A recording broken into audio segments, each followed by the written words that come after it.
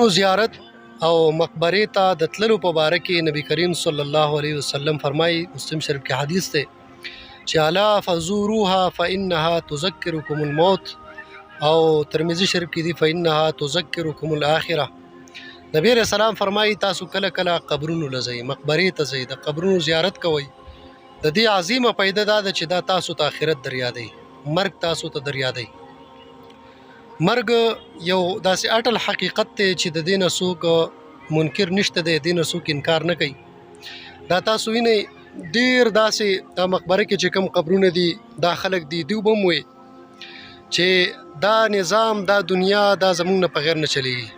نن هغه خلک د خاورو لاندې پراته دي او زمونږ استاد هم په دغه سفر باندې ګزران دی او په دې باندې زمونږ هم تللي دي. نن دی وار دی که دروغ وی که رښتیا، او دوباره دی راتله نشته په دنیا. دغه یو ځل زمونږ سره زندگی ده، نبی علیه السلام فرمایي دا غنیمت وګڼئ، خپل دا ژوند دا زندگی غنیمت وګڼئ مخکې د دې نه چې تاسو مړه شئ.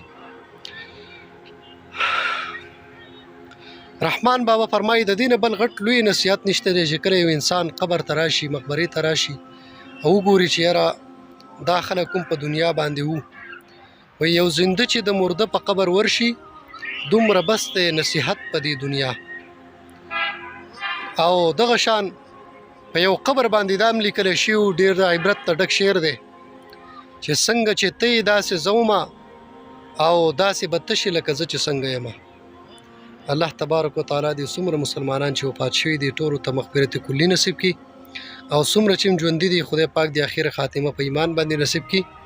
او الله تبارک وتعالی دې زموږ استادو د ژبې نه زموږ د بدنونو نه داسې افعال او اقوال او اعمال صادر کړي چې هغه د الله او د الله د محبوب د رضا سبب او ذریعه وي.